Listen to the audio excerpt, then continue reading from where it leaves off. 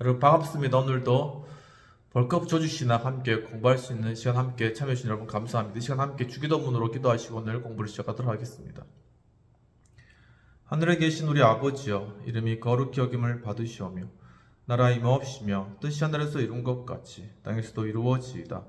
오늘날 우리에게 일용할 양식을 주옵시고 우리가 우리에게 죄를 사하여 준 것 같이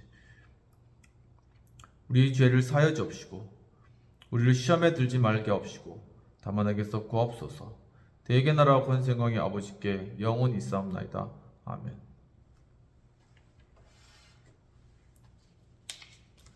오늘은 보통 은혜와 특별 은혜에 관한 내용들을 살펴볼 텐데, 지난 시간에는 보통 은혜의 명칭과 또한 개념에 대한 그러한 내용들을 살펴보았습니다. 이 보통 은혜라는 것은 지난 시간에 이야기했듯이 칼빈에게서 유래가 되었는데, 이 칼빈은 이제 보통이라는 그런 형용사, 보통 은혜라는 말을 쓸 때 이제 칼빈이 저서 가운데서는 이 보통이라는 용어가 단지 4번만 나온다고 합니다. 하지만 이제 이것이 후기 개혁 신학이 오면서 이 보통이라는 그런 은혜라는 그런 명칭이 일반화되었다라고 그런 내용들을 살펴보았습니다. 그래서 이제 칼빈이 언급한 이 보통 은혜와 관련된 3가지 분류를 이 퀴퍼 박사님을 통하여서 제시되었다라고 지난 시간 이야기했는데, 첫 번째는 모든 피조물에게 적용되는 보편적인 보통 은혜에 관한 그런 부분이고, 두 번째는 모든 인간과 인류 각자에게 적용되는 일반적인 보통 은혜이다라는 것이고, 세 번째는 선택된 자이든 아니든 계약의 영역 안에서 살아가는 모든 사람들에게 공통적인 언약적 보통 은혜이다라고 이렇게 설명을 드렸습니다. 또한 이 보통 은혜의 개념과 관련으로서는 보통 은혜와 특별 은혜의 구분이 하나님의 한 속성으로서의 은혜 개념에는 적용되지 않는데, 하나님께는 오직 한 종류의 은혜만 있다라는 것이죠. 또한 하나님의 은혜는 죄책 혹은 타락, 그리고 죄의 형벌과 감면과 죄인들의 궁극적인 구원을 목표로 하고 있다는 것이죠. 또한 이것을 성취한 하나님의 자비로운 사역에서 가장 잘 나타난다라고 이야기를 하였습니다.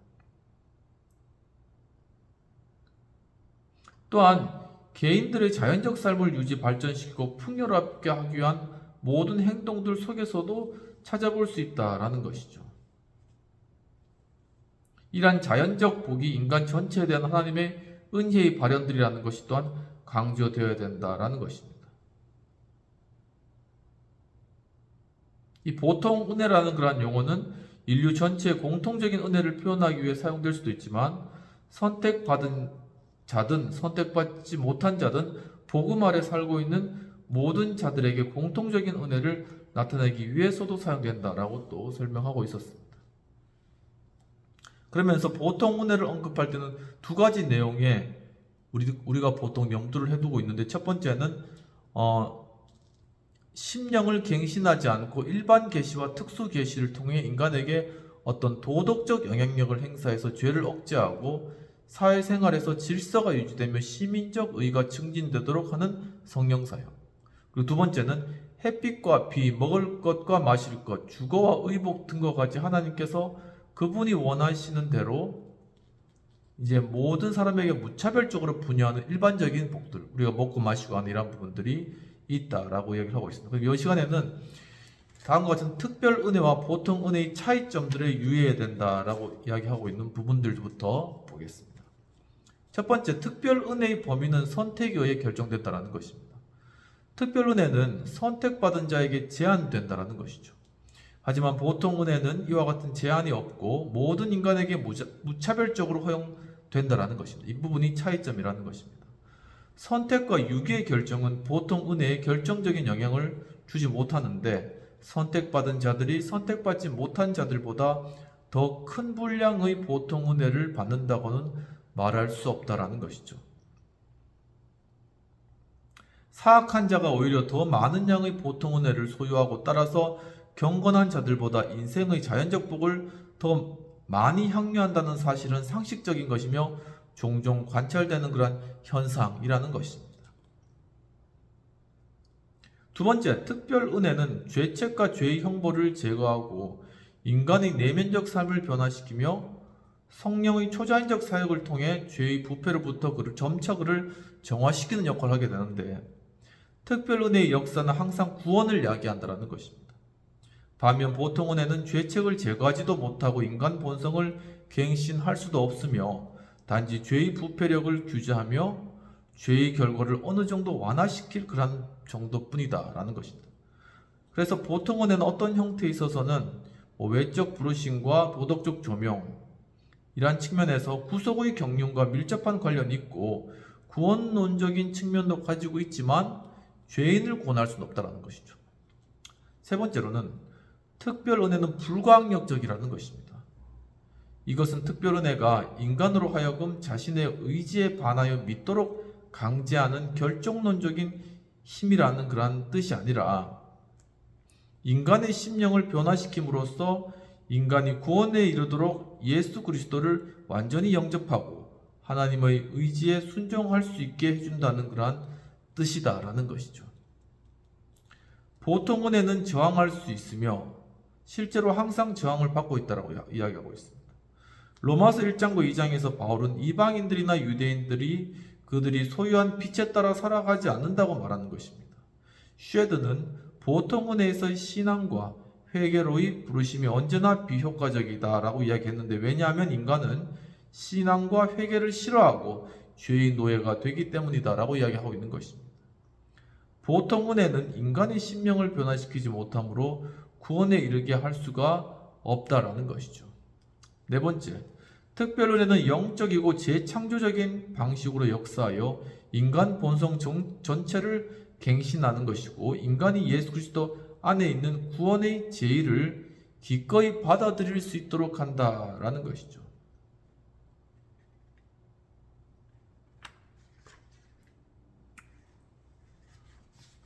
영적인 열매를 결국은 맺게 한다라는 것입니다. 이와는 대조적으로 보통 은혜는 일반적인 방식으로 인간이 진리를 좀 더 수용하도록 하며 의지에게 동기를 제공하고 인간의 자연적 열망들에 호소하는 등 단지 합리적이고 도덕적인 방식으로만 역사한다는 것입니다. 따라서 특별 은혜는 직접적이고 초자연적인 반면에 보통 은혜는 간접적이라고 할 수 있고, 왜냐하면 특별 은혜는 성령의 직접적인 힘으로 인간의 심령에 직접 역사하는 것이지만 보통 은혜는 일반 계시나 혹은 특별 계시의 진리를 통해서 그리고 도덕적 설득에 의해서 이루어지는 성령의 간접적 사역의 산물이 있기 때문이다 라고 설명하고 있습니다.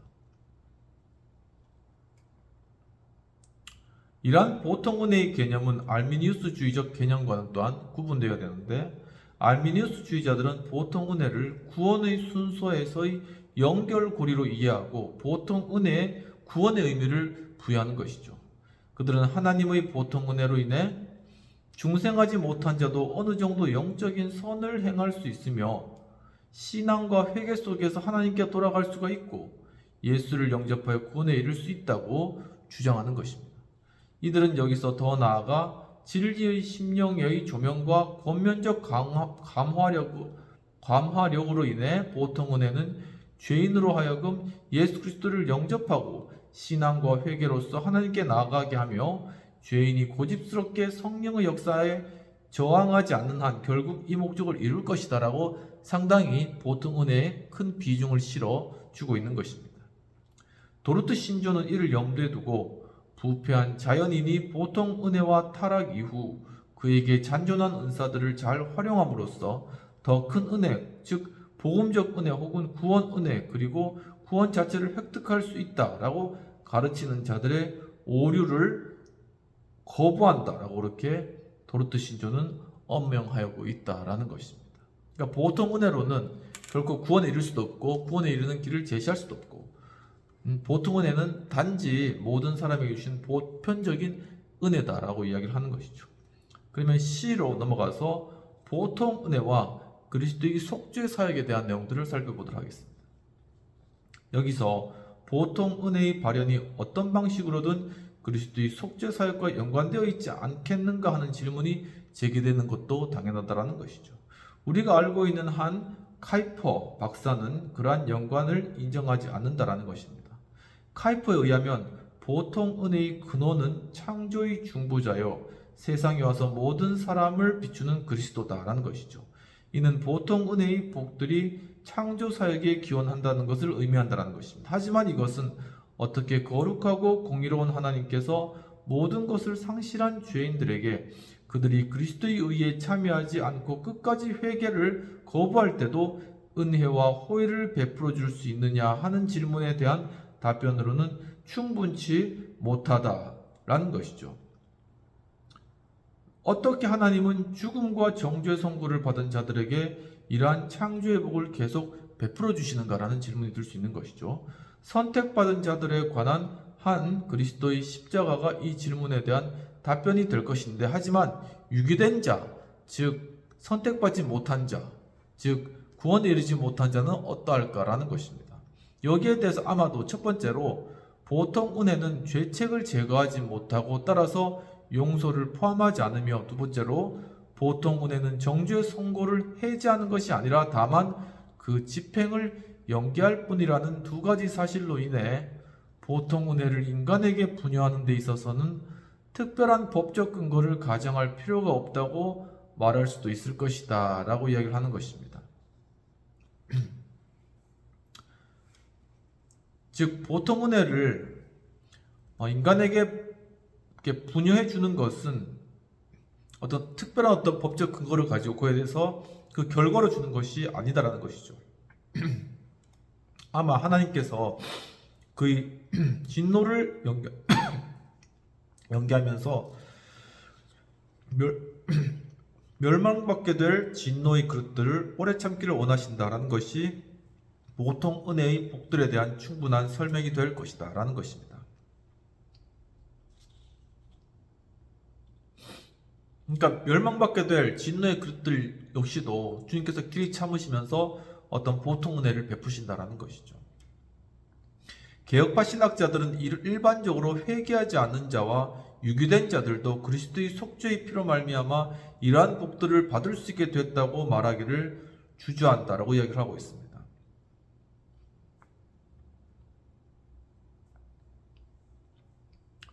하지만 이들은 그리스도의 죽음으로 인해 주요한 자연적 혜택들이 인류 전체에 부과되었으며 불신자와 회개하지 않는 자와 유기된 자도 이러한 혜택을 공유한다고 믿는다라는 것이죠. 성경에 기록된 각 언약의 시행에 있어서 은혜의 언약은 영적인 복뿐만 아니라 물질적인 복도 가져오고, 이런 물질적인 복이 일반적으로 불신자들에게도 공유되고 있는 듯 하다라는 것입니다.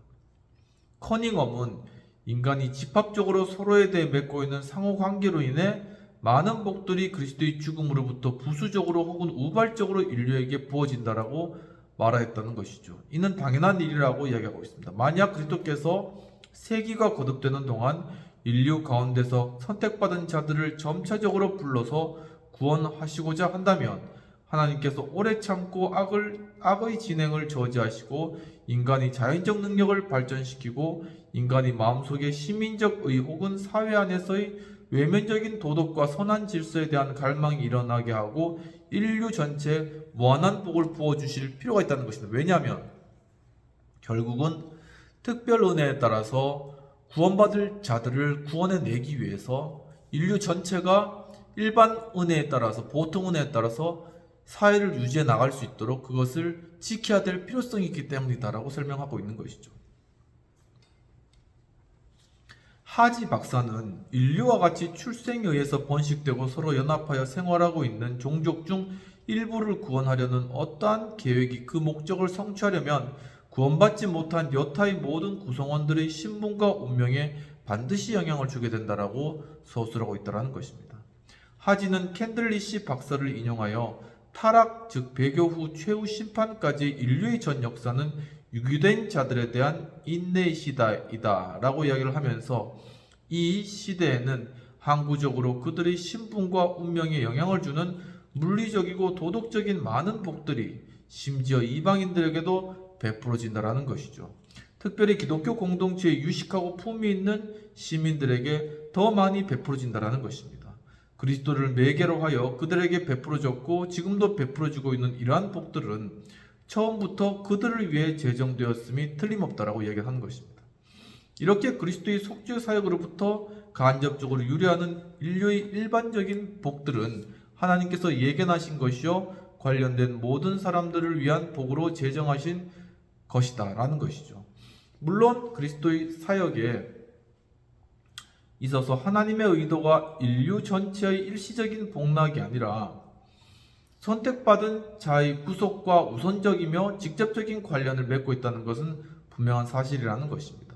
그럼에도 불구하고 하나님의 의도에는 부차적이고 간접적으로는 인류에게 무차별적으로 베풀어지는 자연적인 복들도 포함되어 있다라는 것입니다.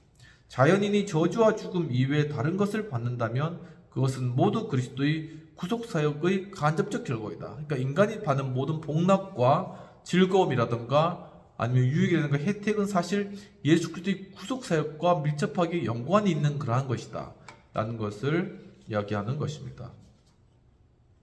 그렇다면 D. 특별 은혜와 보통 은혜의 관계에 대한 내용들을 살펴보도록 하겠습니다. 첫 번째, 특별 은혜와 보통 은혜는 본질적으로 다른가 아니면 양적으로 다른가라는 것입니다. 알미니우스주의자들은 충분한 보통 은혜 외에 복음적 순종의 은혜를 인정하지만 이 두 가지 은혜는 질적인 차이보다는 양적인 차이가 있을 것이다 라고 단언하고 있습니다. 이들은 모두 하나님의 구원 사역의 일부를 이루고 있다는 점에서는 구원론적이라는 것이죠. 보통 은혜는 인간이 회개하고 신앙할 수 있게 하지만 특별 은혜는 의지와 협력하여 인간으로 하여금 회개하고 신앙할 수 있게 한다라고 이렇게 주장한다는 것입니다. 양자는 모두 저항될 수 있으며 따라서 특별 은혜조차도 필연적으로 구원의 효과적인 것은 아니라는 것이죠. 반면 개혁파 신학은 보통 은혜와 특별 은혜의 본질적인 차이를 주장한다는 것입니다. 특별 은혜는 초자연적이고 영적이며 이는 죄책과 죄의 부패를 제거하고 정죄의 선언을 해제한다는 것입니다. 반면 보통 은혜는 자연적이라는 것이죠. 보통 은혜의 일부는 구원 은혜와 밀접한 관련이 있지만 죄를 제거하거나 인간을 해방시키지 못한다는 것입니다. 보통 은혜는 다만 죄의 외면적인 발현을 억제하고 외면적인 도덕과 예의, 사회 안에서의 선한 질서, 그리고 시민적인 의, 과학과 예술의 발전 등을 증진시키는 것이죠. 보통 은혜는 영적인 영역이 아니라 자연적인 영역 안에서만 역사하는 은혜라는 것입니다.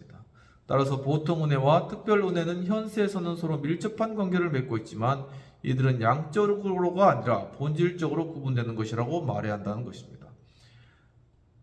보통 은혜가 아무리 크다고 할지라도 죄인을 그리스도 예수 안에 있는 새로운 삶으로 인도할 수는 없다는 것이죠. 하지만 보통 은혜는 때때로 예를 들면 일시적인 신앙의 경우에서처럼 특별 은혜의 발현과 거의 구분될 수 없는 형태로 발현될 수도 있다라는 것입니다.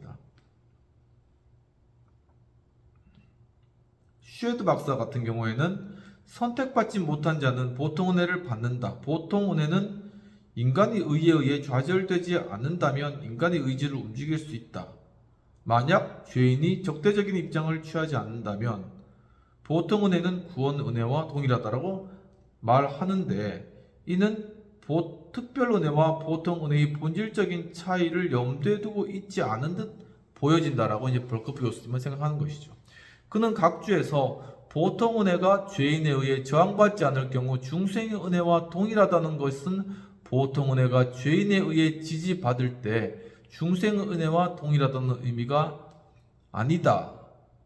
첫 번째 경우에는 하나님이 중생의 유일한 주체이다. 그러나 두 번째 경우에는 그렇지 않다. 라고 이렇게 각주에다 달아놨다고 하네요.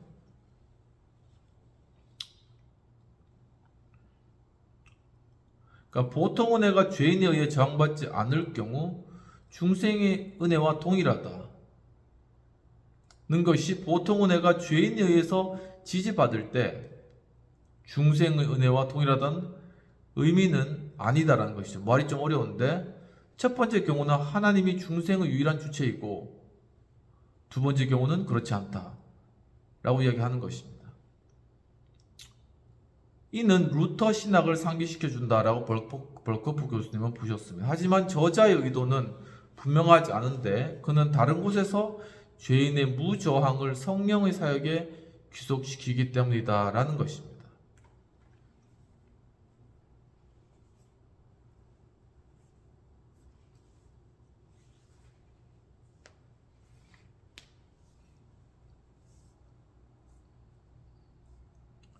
두 번째로, 보통 은혜와 특별 은혜 중 어느 것이 우선적인가라는 것입니다.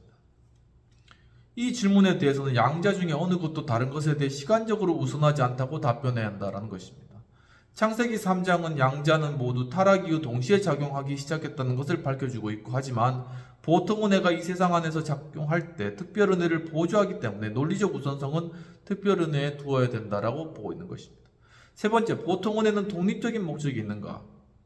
보통 은혜가 부분적으로 그리스도의 구속사역의 목적이 있다는 것은 의심할 여지가 없는데, 보통 은혜는 선택받은 자의 삶과 교회의 발전에 있어서 하나님의 계획을 집행하도록 보조한다라는 것이죠. 주님의 일을 해나가는데 이 보통 은혜를 사용해서 이 일들을 함께 이루어간다는 것입니다. 그러나 이러한 목적 외에도 보통 은혜는 인류를 위해 자연의 숨은 힘들을 발견하고 개발하며 인류 안에 잠재되어 있는 능력과 재능을 발전시킴으로써 인간의 하위 피조물에 대한 지배를 증대시켜서 하나님께 영광을 돌리게 하는 독립적인 목적을 가지고 있다고 보았습니다.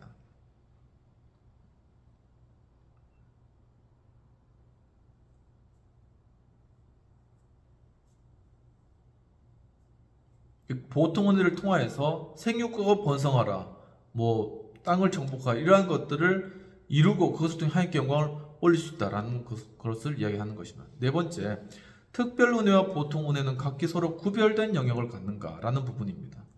어떤 의미에서 특별 은혜는 조직된 교회 내에서 그 자신의 독특한 영역을 가지고 있으며, 하지만 필연적으로 조직된 교회에 한정되는 것은 아니라는 것입니다.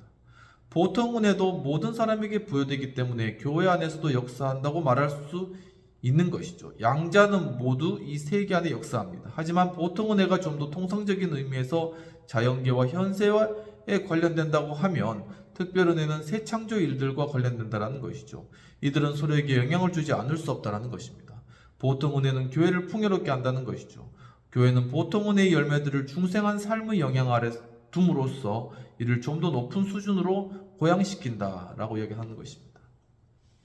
그러면 이로써 보통 은혜가 역사하는 수단들에 관한 내용들을 살펴보도록 하겠습니다. 보통 은혜가 역사하는 몇 가지 수단들이 구분될 수 있는데, 칼빈은 보통 은혜의 억제력에 관해 언급하면서 이러한 수단들의 일부를 시사해 준다는 것입니다.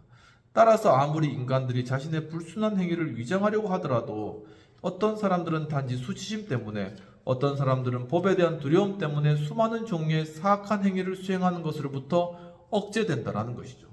어떤 사람들은 정직한 생활이 자신의 이익에 가장 유익이 된다고 간주하여 이를 열망하는 반면, 어떤 사람들은 승진하여 자신의 지위로 인해 부하들의 의무를 다하도록 한다라고 얘기를 하고 있습니다.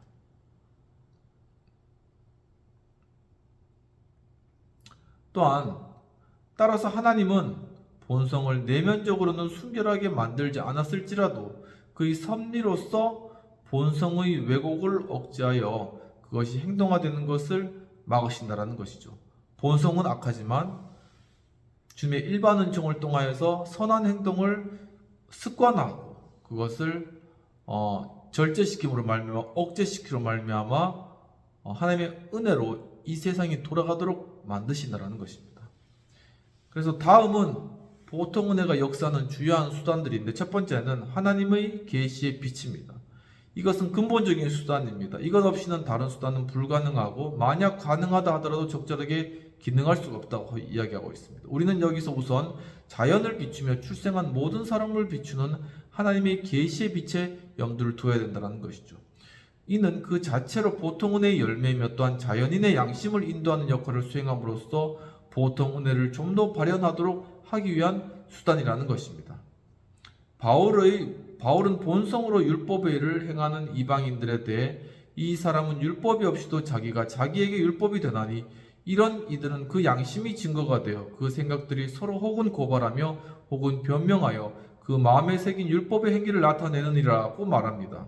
칼빈은 이 구절을 주석하면서 이러한 이방인들은 그들 심령에 무엇이 정의롭고 무엇이 불의한지, 무엇이 정직하고 무엇이 부정직한지를 구분할 수 있는 분별력과 판단력이 새겨져 있다는 것을 입증해 준다는 것이죠. 이러한 분별력과 판단력은 일반은총이라는 것입니다. 하지만 여기에 덧붙여 보통 은혜는 좀 더 엄밀한 의미에서는 보통 은혜보다는 특별 은혜의 열매라고 볼 수 있는 하나님의 특별 계시 비단에서도 역사한다고 말할 수가 있다는 것입니다. 두 번째는 정부입니다. 정부도 보통 은혜의 열매인 동시에 수단이라고 할 수 있는데 로마서 13장에 의하면 권세들은 사회 안의 선한 질서를 유지시키기 위해 하나님으로부터 임명된다는 것이죠. 이들을 거역하는 것은 하나님의 명령을 거역하는 것이고 바울은 통치자를 하나님의 사자가 되어 내게 선을 이루는 자라고 말하고 있는 것이죠. 통치자는 인간의 양심에 의해서 지지되며 공연히 칼을 가지지 아니하였다. 이 점에 대해 벨기에 신앙 고백서는 우리는 인간의 타락으로 인해 우리의 은혜로우신 하나님께서 왕, 군주들, 통치자들을 임명하여 세계가 일정한 법률과 정책들에 통치되고 궁극적으로는 인간들의 방종이 억제되고 모든 일들이 선한 질서와 예의를 통해 수행되기를 원하셨다고 믿는다라고 그렇게 선언하고 있다는 것입니다. 세 번째는 여론이 되겠습니다. 인간의 심령을 비추는 본성의 빛은 하나님의 특별 계시에 의해 재강화될 때 하나님의 법과 외적으로 일치하는 여론을 형성하게 된다는 것이죠.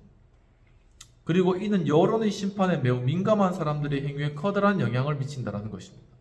물론 여론은 하나님의 계시의 영향 하에서 형성될 때만 보통 은혜의 수단이 될 수 있다는 것이죠. 사람들의 행위가 양심에 의해서 혹은 본성의 빛과 일치하여서 행동하는 하나님의 말씀에 의해 통제되지 않는다면 여론은 악을 위한 강력한 수단이 될 것이다 라고 경고하고 있는 것입니다. 네 번째는 하나님의 징벌과 보상이 되겠습니다. 하나님은 섭리적 도구들을 통해 현세의 인간의 불의에 벌을 주시고 하나님의 법에 외면적으로 일치된 행동에 보상을 하시는데 이러한 섭리적 도구들은 현세에서의 악을 억제하는 중요한 기능을 수행하는 것이죠. 징벌은 억제력이 있으며 보상은 장려하는 역할을 한다는 것입니다. 이러한 수단들을 통해 이 세계 안에서의 도덕적 선이 상당히 장려되는 것이고 많은 자들은 주님을 두려워하기 때문이 아니라 선이 자체로서 보상을 가져오고 자신들의 이익에 부합되기 때문에 악을 회피하고 선한 것을 추구하게 된다라는 것입니다. 그렇다면 오늘은 보통 은혜의 수단까지 하였고 다음 시간에는 보통 은혜의 열매에 관한 그러한 내용들을 한번 살펴보고 개혁파 신학의 보통 은혜론에 관한 내용들을 또한 다뤄보도록 하겠습니다. 함께 기도하고 마치도록 하겠습니다. 하나님 아버지, 오늘 보통 은혜에 관한 그러한 다양한 내용들과 의미들과 또한 그 수단들에 관하여서 깨달을 수 있도록 이끌어 주셔서 감사합니다.